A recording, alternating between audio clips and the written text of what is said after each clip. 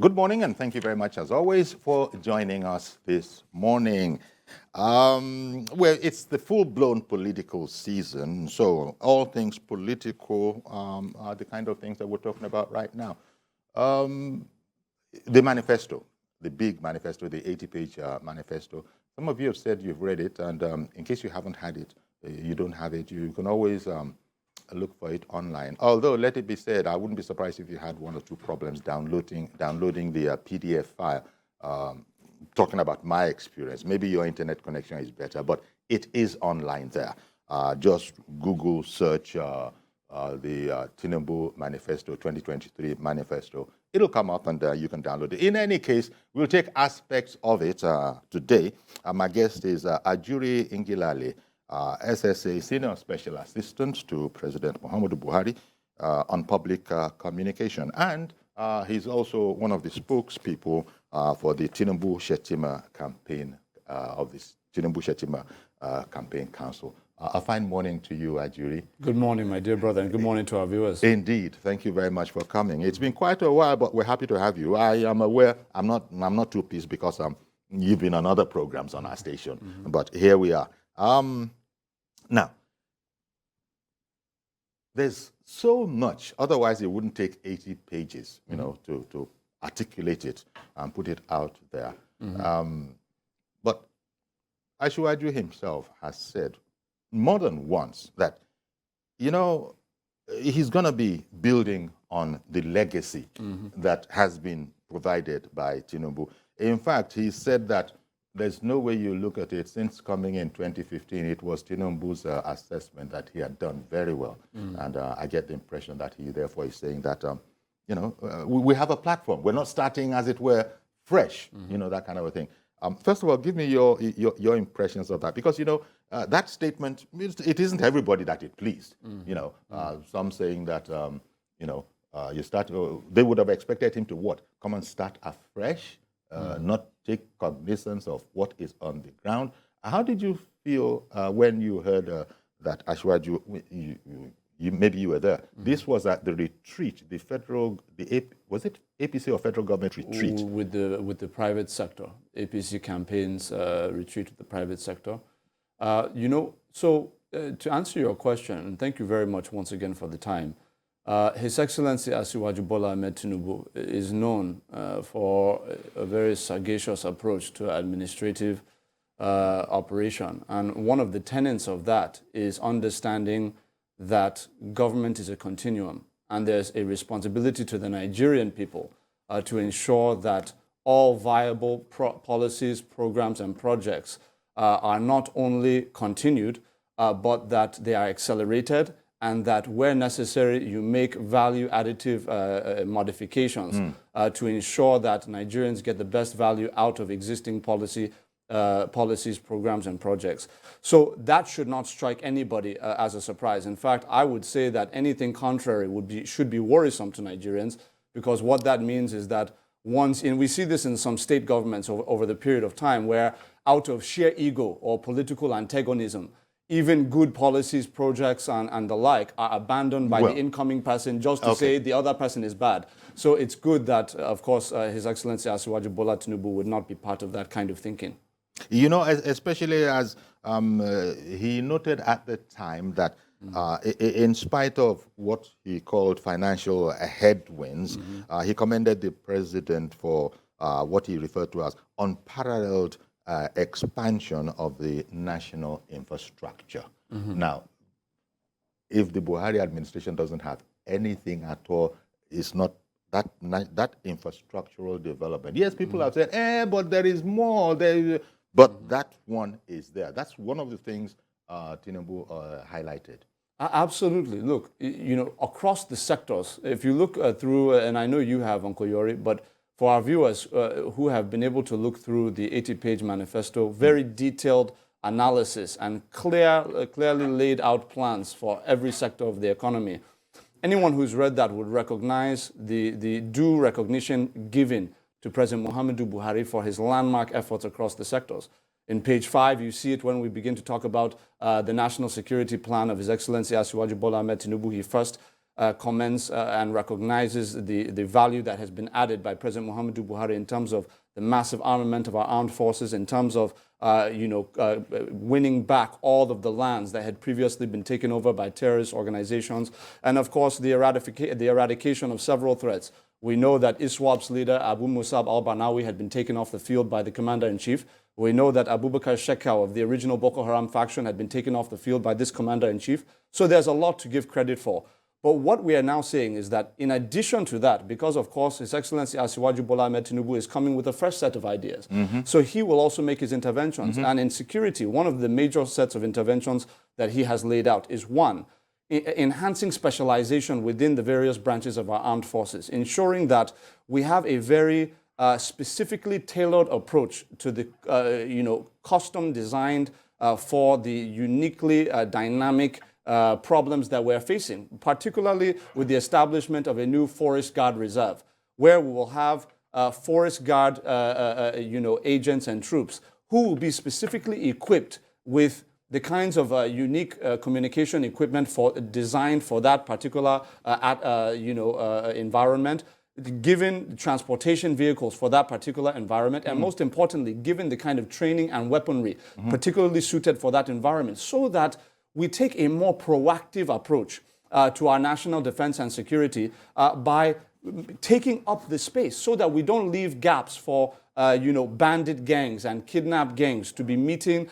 to be coalescing, planning, and of course kidnapping Nigerians, engaging in hostage taking. We can actually man these forests in real time in a way that we don't leave space for that to happen. These are some of the innovations in security. Of course, he's also talking about, he's obviously shown himself to be a man of his word. If he brings a policy to the table audibly, you will see it on ground by the time he's done. He proved it in Lagos. So when he says he's going to establish a federal program for our armed forces to be able to ensure that all of the families, particularly of those soldiers who paid the ultimate sacrifice for our dear nation, that there's going to be scholarships for all of the children of the lost ones, and also to ensure that there are real, effective compensation packages for the widows, so that they don't have to be thinking of the stress of having to carry the burden of a family without the breadwinner being around. That should be the sacred obligation of the Nigerian state. That's something that I think His Excellency Asiwaju Bola Ahmed Tinubu is very eager to bring to the table, and he certainly will when he's elected as president in February. I think the other part of it is, aside from national security, agriculture has been another area where His Excellency Asiwaju... Sorry. Yes, of course you go into that area, but it occurred to me as you were speaking, you would have seen the commentary on our social media that somehow Renewed Hope 2023, of course, not everybody is going to be in agreement. There are political camps all over the place. Some of those commentaries along the line of it being hostile to the Buhari administration. Can you fathom or figure out where that is coming from? Well, we already know where that's coming from. That's coming from a beleaguered opposition that has no record to run on, because they understand what they failed to do over a longer period of time with more resources, and therefore feel that the best way out of addressing a no record or a failed record is by distracting Nigerians from what they failed to do, by pinpointing with new innuendos and false speculations about division within a united camp of the governing party in this country. Look, Nigerians are very discerning people. They're very intelligent people. It's only the opposition that doesn't respect the intelligence of our people. What we have said very clearly is that if you look at the manifesto, like I've mentioned earlier on page 5, in security, we give credit to President Muhammadu Buhari and we build on the foundation. And page 27, when we talk agriculture, His Excellency Asiwaju Bola Ahmed Tinubu gives clear credit to President Muhammadu Buhari's landmark reforms in agriculture and refers to how he will build on them. One of the areas in agriculture, let me be very specific so that our viewers will know exactly what our candidate is offering, is he's going to establish commodity boards to ensure that across all states of the Federation, no matter what the staple item is that's being produced locally, you will now have a basic minimum set price for these items to ensure that our farmers are not in any way encouraged or incentivized to take the incentives from government to produce through things like the Anchor Borrows program and the like. And then once they produce, they will now be taking the produce over the border to go and sell at a higher price in a different country to the detriment of our country. With these commodity boards establishing these minimum prices, what it's going to do is ensure that the farmers are receiving adequate profits for their produce.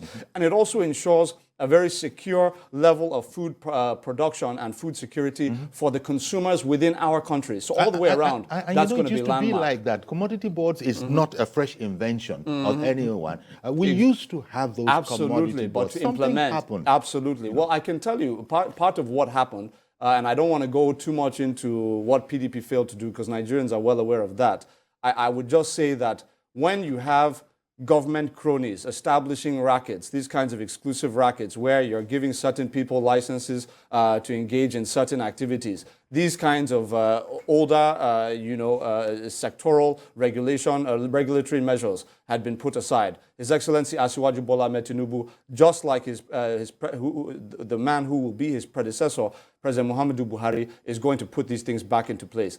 In addition to the commodity boards, and this is very important, is the establishment of storage grain facilities, grain reserves. Right now, we're losing about almost a third of total produce that's being produced in the country through by all of our farmers because of lack of refrigeration facilities, lack of effective storage capacity across the country. This has multiple impacts. Number one, obviously, our farmers are losing out. The economy suffers from the reduction in wealth that would have been created through the loss of all of this produce. And then in addition to that, it creates price instability of our food products because of the variations in the level of productivity. So what we're saying is that it's one thing to encourage, and this administration, President Muhammadu Buhari's administration, has done so well to encourage production. Obviously, we were the largest importer of rice in Africa in 2015. Today, we're the largest producer of rice in Africa and many other staples. But that's one side of it. The other side of it now, to double down and to deepen the reform, is to ensure that the production is sustainable and that it's kept so that it will actually get to the end user, so that before it gets to the market, it's not spoiling. We will have refrigeration capacity, mass refrigeration capacity and storage capacity in all states of the Federation in collaboration with the state and local governments. This is what His Excellency Asiwaju Bola Ahmed Tinubu is promising Nigerians. And additionally, my brother, I would want to mention this is very, very key, is in agriculture, the last point on agriculture before we go into another sector, is that His Excellency Asiwaju Bola Ahmed Tinubu understands that this is a sector that is going to be so crucial in the area of youth employment, but specifically rural youth employment.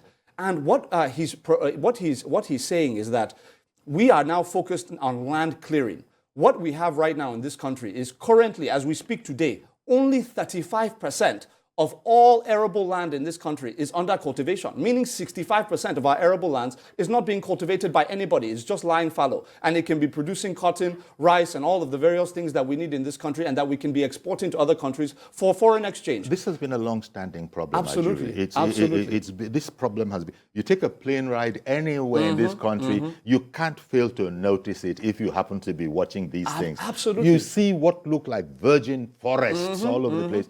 Yes, forests must be preserved, but there is an underutilization of the great land mass that is an asset to Nigeria. There's no question. And what His Excellency Asiwaju Bola Ahmed Tinubu is saying is, look, he's making a very clear promise to Nigerians so that in 4 years, in 2027, after his first term, they will be able to look back and say, you promised us this. This is what he's promising. He's saying that by 2027, he's going to enhance through this mass land clearing exercise, which is going to employ rural Nigerian youths to clear this land. That we're talking in the hundreds of thousands. We're going to be able to clear, he wants to clear up to 65%. From 35% of all arable land under cultivation, we're going to go to 65% of all arable land under cultivation by 2027, by the end of his first term. This is going to allow us to, really negate the negative aggregate effect of insecurity in certain pockets of the country on aggregate national food production, because we're going to have more land under cultivation in more parts of the country. Instead of focusing on one breadbasket or two breadbaskets, the entire nation will now become a breadbasket. And that is the vision of His Excellency Asiwaju Bola Ahmed Tinubu in agriculture. So if you look along the line, I think this is also very critical because there's a social element to this. how do we prioritize? And this is a major tenet of the progressive movement in our country, focusing on the common man in this country, the poor Nigerian, the middle-income Nigerian. How do we ensure that they're prioritized? Because we know for decades in this country, the elites have taken care of themselves. It's now time to focus on everybody else. So what he has proposed in the housing policy that he's brought to the table is he is saying that we're going to reform the Land Use Act in collaboration with the next National Assembly. We're going to reform it in such a way that all of the processes in terms of accessing land for, when a developer wants to go and access land, we know that it's a state prerogative in the Constitution. What we're now going to do is have a streamlined process that whether you're in Rivers State, Kebbi State, Lagos State, Kano State, wherever you are in the country, the process for accessing land for housing development will be the same. The timelines under which the land will be provided will be the same. So it will not be a situation where in Lagos, because Lagos State government is doing a good job, you will get land within 30 days. But if you want to go to some other state, maybe Bauchi or somewhere, you'll be waiting 6 months, 7 months, paying bribes and all of that. I'm not saying Bauchi in particular, but you understand the point. Yeah. What we're saying is we'll eliminate all of those kinds of inequalities and inequities and ensure that there's a standardized process. That one will give access to the land for developers. The second point, because that's the first leg, the second level of that is that while we do that, we're also going to now incentivize developers, the people who have the money to access the land, to build housing for Nigerian consumers.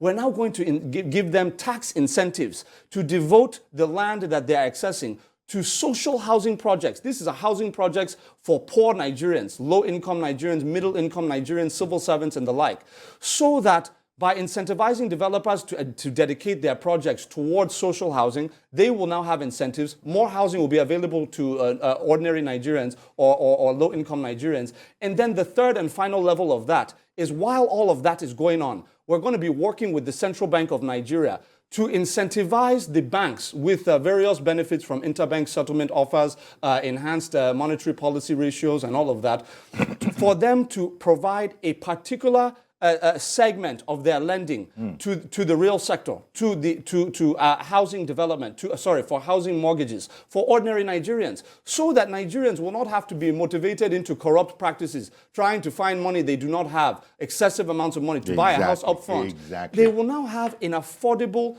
mortgage payment plan that is tailored to their legitimate salary, so that they can send their children to school, still be paying an affordable monthly rate mortgage according to their income, that will allow them to live comfortably within their means. This is the Nigeria we want to build, a consumer credit system that will allow for banks to provide low interest capital to all Nigerians of any class based on their legitimate income, proven income.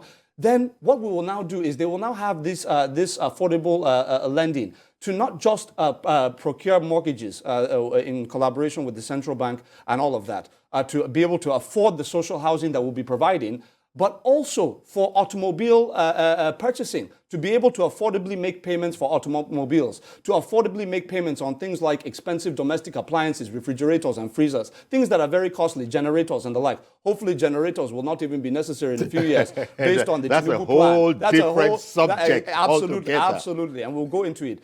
So you can see how well thought out His Excellency Asiwaju Bola Tinubu's plans are. In terms of being well thought out, I recall a remark Asiwaju made. He says history has a way of clearing the myths so that things can be said clearly and objectively. Absolutely. And he was referring in this to what he referred to as giant strides recorded by President Buhari in fighting corruption. Well, here, there are people who are complaining that we've not seen enough done on corruption. Everybody has their own opinion. But Asiwaju was saying that, history has a way of clarifying the air so that things can be spoken about objectively.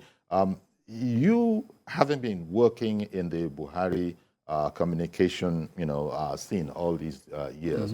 Can you understand that particular commentary of Nigerians and Tinubu saying that history has a way of clarifying the air, suggesting in there that for those who know, they know that things haven't been as slow as the general public thinks?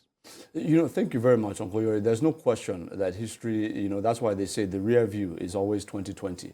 One of the things, if we're talking about the fight against corruption under the President Muhammadu Buhari's administration, I think empirical evidence speaks for itself. Nigerians are very discerning. They know. Look, from the EFCC came out with it from 2009 to 2019. We're talking of just the first 4 years of this administration.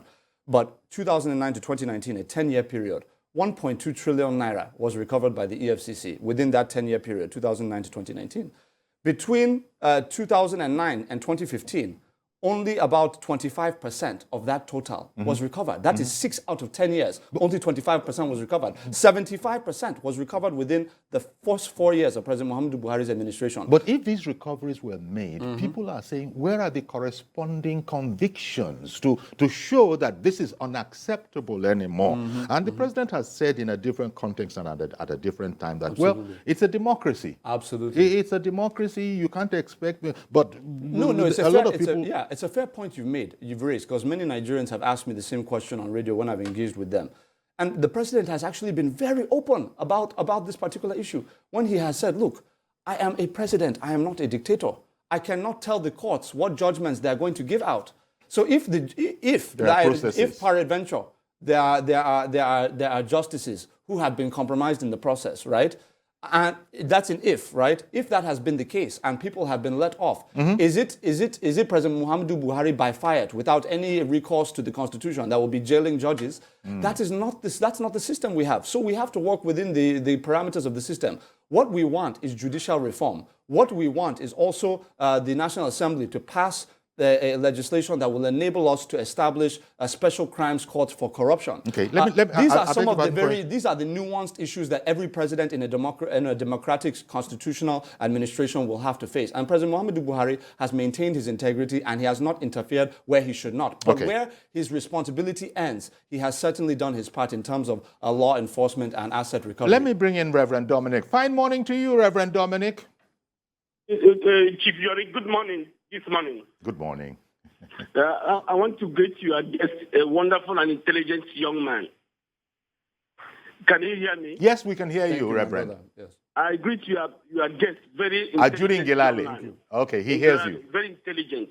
But every time I listen to him, honestly, I listen to him with a mixed feelings. Let me keep it that way. Why is that? I want to ask him Ngelale 2 questions. And Yori, I will please allow him to answer these 2 questions. Okay. I want to ask you, sir, 2 questions. One is this. Why is it's not possible to fix our refinery for this government? For 7 years now, we have about 3 or 4 refineries. It took PDP 16 years not to do it. And he's taking this government the last 7 years not to fix one refinery. Number one.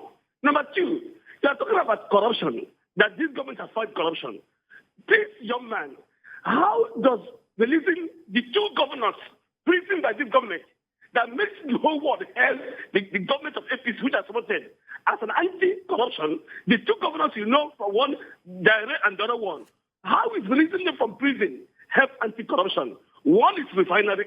One is that how to releasing these 2 corrupt governors that also rot in jail as an example of this government stamp on corruption. How releasing them is helping to fight the corruption. One is refinery. One of that 2 release. Please answer, please. Okay, Reverend Dominic, thank you very much for that, twin shot salvo. Okay, one, why has it been impossible to fix the refineries? Thank you very much. Great questions, and I appreciate the passion and patriotism with which my brother has addressed these questions to me. I think the first thing is on the refineries.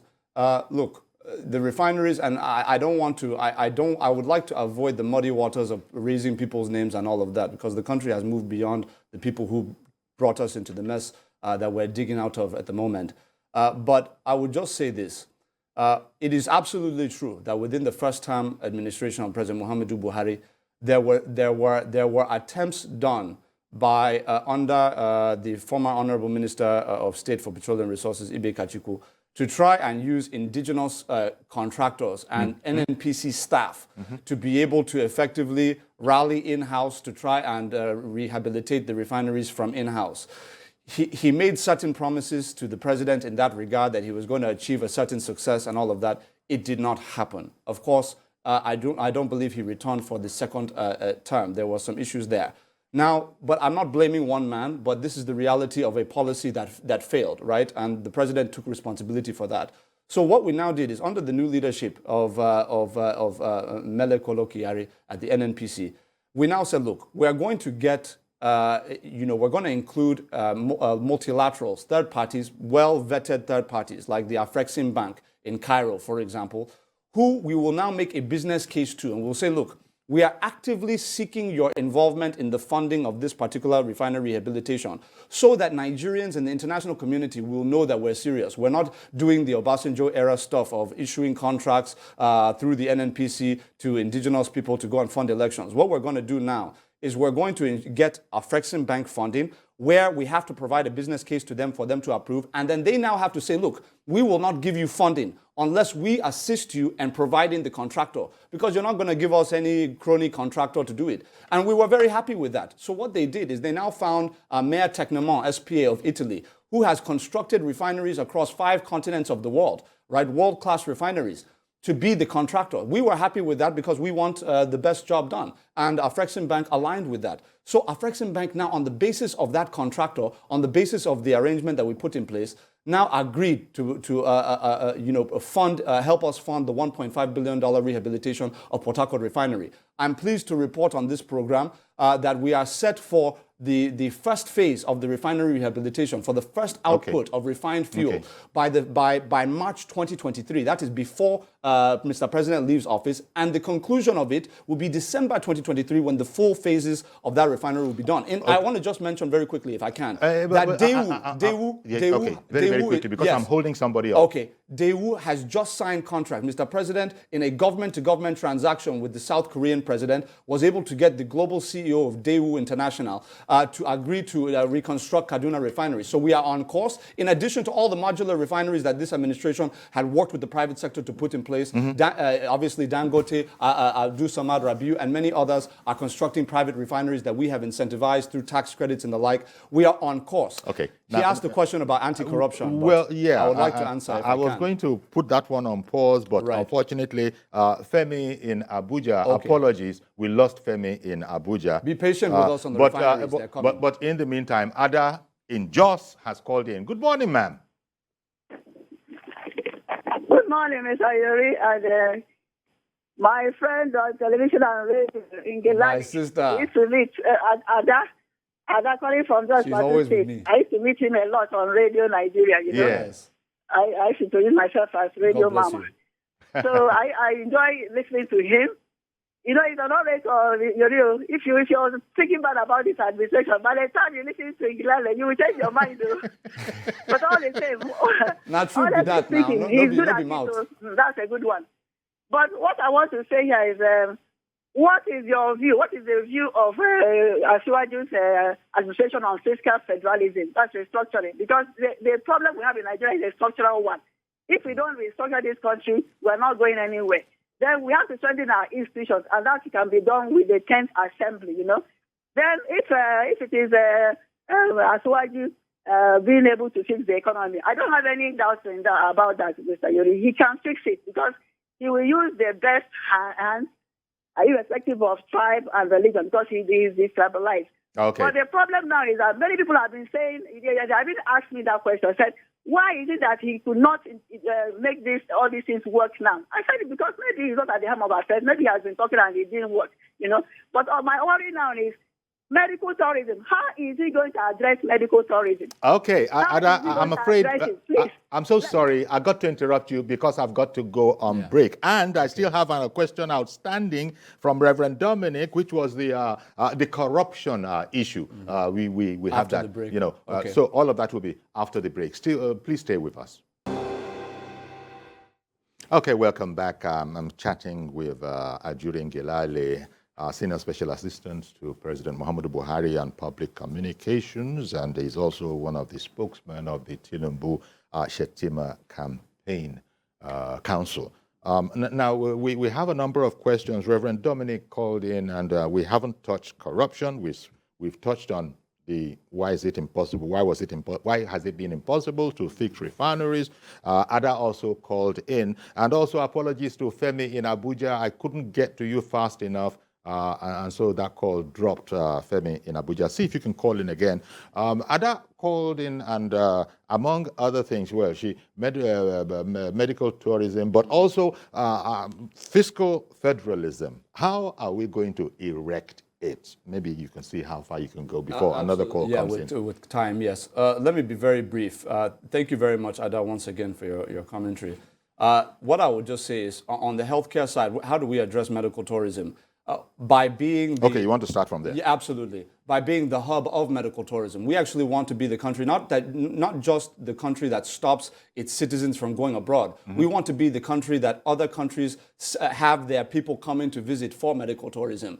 So what? But Mr. President is out of the country right now because of a medical checkup. Such a straightforward, simple thing as a medical checkup. Well, first of all, let me just say that His Excellency Asiwaju Bola Ahmed Tinubu is very clear in his plan that when we, and by the way, there are sectors that Mr. President himself will tell you that whether it's the COVID-19 pandemic or whether it's two economic recessions and the limited resources available, we're even having to borrow to fund our capital budget federally, that there are definitely areas that we wish we could have done more with the limited resources and situations we had. Okay. I think healthcare is certainly one of those, if we're going to be open and honest with our people, which I try to be as often as possible.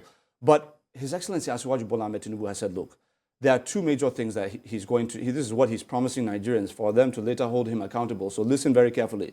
What he wants to do is he wants to establish local clinics in terms of primary health care. He wants to ensure that every Nigerian is within 3 kilometers of a primary healthcare facility. Some of them will be stationary, normal brick and mortar primary healthcare centers. Others will be what we're going to engage in is establishing mobile primary healthcare centers that can actually be on the move. That's going to be a major innovation of his government. Okay. Secondly, he has promised that he's going to totally refurbish and reconstruct a general hospital and every local government area of the Federation.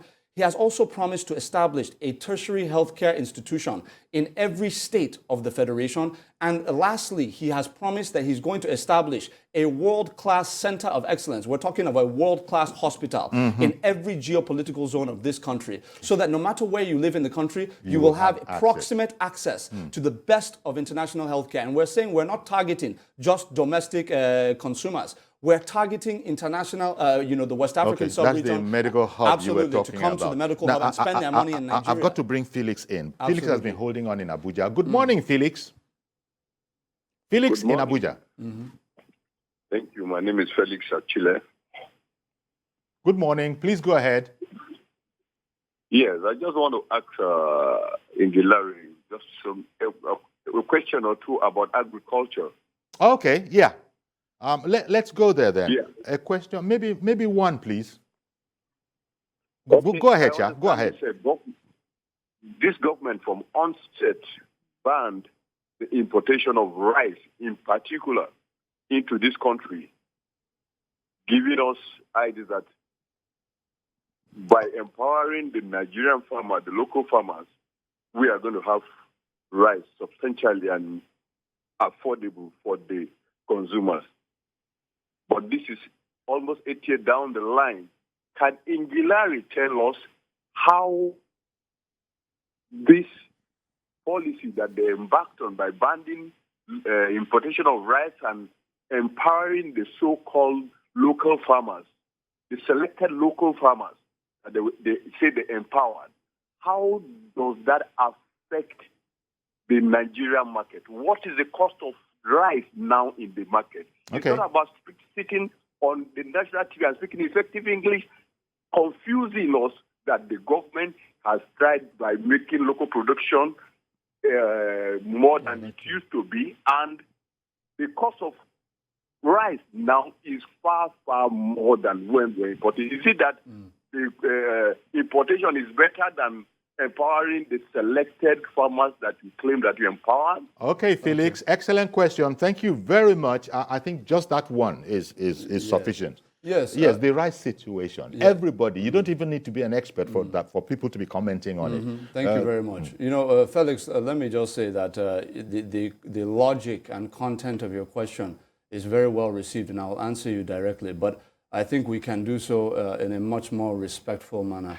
Let me say, first of all, that the reason why I took time earlier in the conversation, hopefully you were tuned in earlier when I was talking about agricultural reforms, one of the major things that I referred to is commodity boards. Why was that important? Because it deals with the very problem that you're mentioning. It is one thing to do what we have done, which is to empower our local producers to massively produce various staple items and commodities, not just for domestic consumption, but also eventually for international export when we have a lot of surplus. But a major problem that we have been very open with our people about is the fact that you have some unpatriotic Nigerian farmers who have benefited fully from Nigerian government policy interventions, such as the Anchor Borrowers Program, where we have not only provided over 1 trillion naira to millions of farmers across this country, but we have also given them seedlings, the actual seedlings that they use to plant to get the produce they're talking about. They get money, they get seedlings, they even get supplements, actual equipment to be able to till their lands and all of that.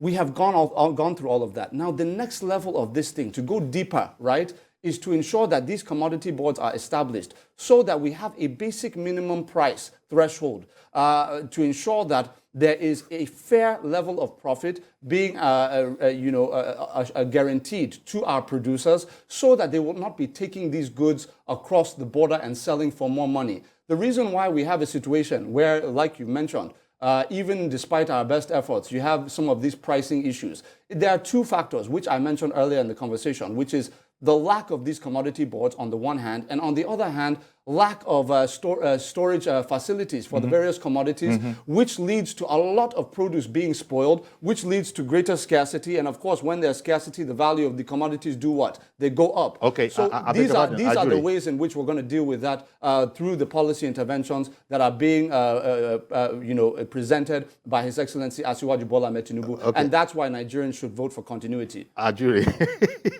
Thank you very, very much. Elder David is waiting to join the program. Good morning to you, sir. Elder Good David morning, in Alimosho. Ajuri. God will bless you. Amen. And He will bless God you too. bless you, dear Ajuri. Thank you very much. Amen. Bless you too. That man that was in AIT in those days. I am very happy. I always like this man program whenever I come on the air. Yes, because he was in AIT. I know him very well. And everything said there, I listened to him. And channels, if we're going to go there. Tinubu.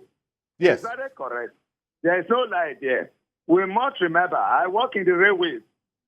Go and look at the face of railways today, the best in Africa. Then when you talk of the second Niger bridge, it started at a time of Zik. Today, what is it now? It's almost completed. Don't doubt this government. Yeah, Let me tell you, for just we didn't mention it, but that's under infrastructure. What Buhari has done, in fact, we should credit this government that they came in 2015. Yes, continuity. Asiwaju Ahmed Tinubu will be there to continue the good work this government have done. Everything said is correct. I quite believe it. All right, when you are talking of the refinery, there is going to work. That of Dangote is already there. It will take off. Then that of product, yeah, they are correct. But they started in 1999. Do they succeed? I joined PDP 31st October 1990, and I left 2014 because I know they will never come back. And we thank God they will not come back. God will bless Nigeria. God will bless PDP. God will bless you and bless me. And bless the young man that is there. Everything said is correct. Thank you very much for calling in, Elder David from Alimosho. Appreciate your call. You know, Yori, one of the things that, and thank you very much, Elder David, for your encouraging comments. You know, one of the things that I enjoy about my job is that people will give you very harsh criticisms when they feel it's appropriate, and they will also give you credit when they feel it's appropriate. So thank you very much. I appreciate both because they make me better. Let me just say very quickly that on the issue of infrastructure, when we talk about the choice in the next election, and I want to be very, very clear about this, is you have, and I've asked any PDP member I've ever had the privilege of debating with, the question, in 16 years, can you just name one federal expressway of 100 kilometers or even 70 kilometers or more that you started construction on and completed construction on? Can you name a seaport? Can you name an airport? Can you name just any physical infrastructure, railway line that you started construction on and completed? I wasn't keeping tabs myself, but you're implying in there that there is no, they cannot mention. I'm not even implying. I'm implying. I am stating categorically that they cannot. They never completed. Empirically, they cannot say that any they completed 100 kilometer. Any 100 kilometer. How shameful! 16 years. That's double the time with double the money, and they took out as much debt in the 4 years from 2011 to 2015 as we took out from 2015 to 2022. And we have, look at what we've done in contrast. We have 3 major railways that can be attributed to President Muhammadu Buhari. He completed the Abuja-Kaduna railway segment, which it took them 16 years to get to 80%. We completed that one. Even let's give that one to them. They couldn't complete it in 16 years. We completed it. Then we now took the 326-kilometer Wari Itakpe-Ajeokuta rail line.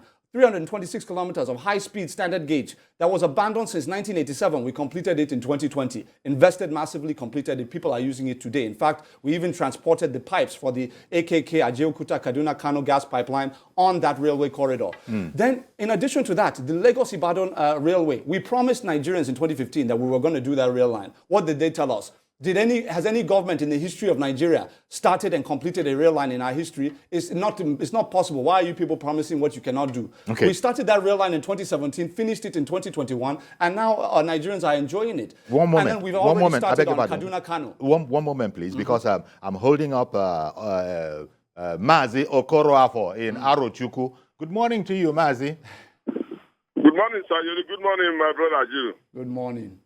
Honestly speaking, when my young man Ajuri is talking, he's talking authoritatively with facts. I think after Tinubu by 2023, I think my brother, you come on board as the president of the Federal Republic of Nigeria. You're wishing heavy work on me, I beg you, please, I beg. You have to be back on with prayers. At least you come after 8 years. Now, that the regulators look at this, my brother. God bless you. Thank you. Now, you have seen what is happening in the Nigerian educational sector. The lecturers have been told to go back to school. Some schools have reopened. Some schools have started, like in Suka, will be writing exam, I think, any minute from now. And some universities, the children are going back to school. Not now, as a president of this country, because you are representing Tinubu there, what do you think you will do by that 2023? So that all this lingering of strike, and even the state universities that refuses to pay their lecturers and make school function, what do you think that will come on board by that 2023? I'm just telling you, because when you talk, we jot it down. Actually, we use that a history as a notebook. So tell us, what do you think that to do? So that because when you look at that, the Jagaban of Tinubu, when he was a governor, honestly, I used to tell people, if other governors in this country borrow their leave from Tinubu, bringing these people outside Yoruba in their cabinet, all these issues of religion, tribalism, nepotism, then it will not happen. Good morning, my brother. Carry on. Good morning, Mazi Okoroafo from Good morning. Thank you. The great Mazi, I beg you, please. That work. I know the Sikamo. See, this is the thing. The education system, and this is another area where I believe any genuine progressive would wish that we had perhaps done more in the last 7 years is education. We've done a lot in terms of tertiary education investments, in terms of brick and mortar and building buildings, but there's much more that needs to be done in terms of the nitty-gritty, which is why you give credit to President Muhammadu Buhari for substantively ending the ASU strike. We believe that this is going to be a sustainable way out based on the agreements that were struck. This is a very sustainable end. It's not a temporary end. Secondly, I think it's important to recognize that obviously we have just a few months left in this administration. So the focus is now, what is His Excellency Asiwaju Bola Ahmed Tinubu telling you he's going to do in terms of education? There are a few very critical things that I think we need to appreciate. His Excellency Asiwaju Bola Ahmed Tinubu is saying, look, we need to actively coordinate between the private sector and our university, not just our university, but our academic, our education system at large. We cannot see it as fundamentally a public sector affair. That what he's doing is he's going to set up a special presidential education committee comprised of not just the education sector officials, and the schools. But we're also going to have on those committees high-level private sector players, CEOs of banks, CEOs of various companies, manufacturing, and you name it, who are now going to be charged with developing a new 21st century curricula that will tailor the curriculum to the skills that are required for the 21st century knowledge-based global economy. So this is what we're focused on. We don't want to now just be giving certificates to our children so that they will say they're a graduate and go into NYSC and eventually go into no job. That's not what we want. What we want are educated graduates who are specifically suited with the knowledge sets required by the institutions that will be seeking to hire them based on that knowledge set. So that is one major effort. Another one is he's emphasizing STEM education, saying, look, in our schools, we're going to, first of all, create vocational centers of excellence across all states of the Federation, where we're going to be engaging Nigerians who did not necessarily have an opportunity to go to secondary school, who are going to go to these vocational centers of excellence, learn robotics, design thinking, and IT-related animation, and IT-related skill sets. Widen the sphere so that you don't need a university education or even an NYSC clearance certificate to be able to be an effective contributor as an entrepreneur and the like to add value to the nation's economy. Let me bring on Tayo in Ilorin. Good morning to you, sir. Good morning, sir. How are you? Very well, thank you. Good morning to your guest as well. Ajuri Ngelale. Thank you. Good morning, my brother. Mr. Ngelale, my own contribution to this is that JAM first of all, needs to be knocked out. JAM is nonsense. Every university has their own criteria of getting people in. And another way for Nigeria, in America, is 80% of private companies. People work there. 20% is government. It's vice versa in Nigeria. That's why when they strike, everything go down. The economy go worse. When you work in private sector, you get paid for what you work. But in the government, it's trouble. And when they want to strike, the president get involved and get one of the business people get involved. You agree on it. The money they're going to lose. The government make it a tax break. Within the government and the company, they share it.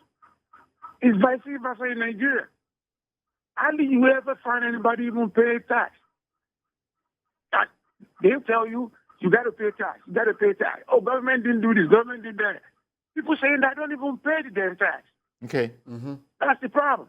All right. I want to thank you very much, Tayo, for me learning. Time, I would have let you continue, but time is against us. And we still have some outstanding things that we want to talk about. Fiscal federalism. As well. Fiscal federalism, for example.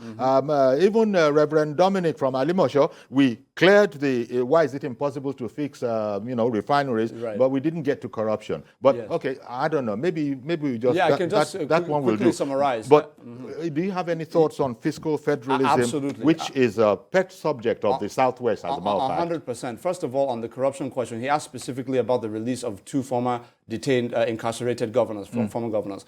It's important to note that in the first place, these were APC members who were incarcerated under an APC government. You cannot name any such circumstance under any previous administration and their party. That's number one. Number two, the process of their release was not some executive fiat where President Muhammadu Buhari said, I want those two party loyalists to be removed from jail. That is not what happened. There was an independent process set up where you had a committee of various members of the society that came together, studied what it is their offenses were and how long they had already been incarcerated, factored in their health considerations and all of that, and made a recommendation that they be released. The president read all of the analysis and essentially approved those recommendations. Okay. So everything is by due process. But you asked the question about federalism. We've run out of time. Unfortunately. So you have a minute. See, Okay. See if you can do a minute on fiscal quickly. federalism. Very quickly. I think that was from Ada. Unlike Alhaji Atiku Abubakar, Asiwaju Bola Ahmed Tinubu has a very clear record of actually implementing the enhancement of state power, fiscal federalism, restructuring within his time as governor of Lagos State. What he's bringing to bear, what he's pledging to bring to bear as president is he's saying, look, we are going to devote more resources to the states and give them more powers over more sectors to be able to develop. And that's going to be a major priority of his administration. So when we talk about restructuring, it's not some esoteric abstraction like what we hear from certain campaigners. It is a very precise and detailed plan of what needs to go to the states and what they require in terms of more empowerment to be able to achieve that. I just wish we would have been able to go into the student loan program that is promising Nigerian students from poor families that they can attend the university. Take 30 seconds for that one. Yes. So this is a very important education measure that His Excellency Asiwaju Bola Tinubu is bringing to bear. Is a new student loan program where he's going to factor in the household incomes of Nigerians from every state of the Federation to say, look, the Nigerian government will support you, particularly if you're ready to study STEM subjects. This is, mathematics, robotics, chemistry, physics, and the like. If you're ready to go into those very high-value studies, we're going to support you with student loans that you can afford to repay when you leave. In fact, he's even calibrated it down to the level that even if you don't have a job immediately, we are going to be very understanding about giving long moratoriums so that Nigerians can pay when they have a job to repay. Excellent, Ajuri. You did great in trying to fix that into such a There's so much space. he's going to do for this country. He will do very well as president. Otherwise, it wouldn't have taken 80 pages to articulate. Absolutely. So I want to thank you very much for coming along. Having me. Ajuri Ngelale is the Senior Special Assistant to President Buhari on public communication. He's also one of the spokespeople of the Tinubu Shetima Campaign Council. Thank you very much, Ajuri, for coming on. And that's our program today. Thank you for being with us, and please join us again on Monday for a fresh edition. I am Yori Folani. Do have a fantastic weekend.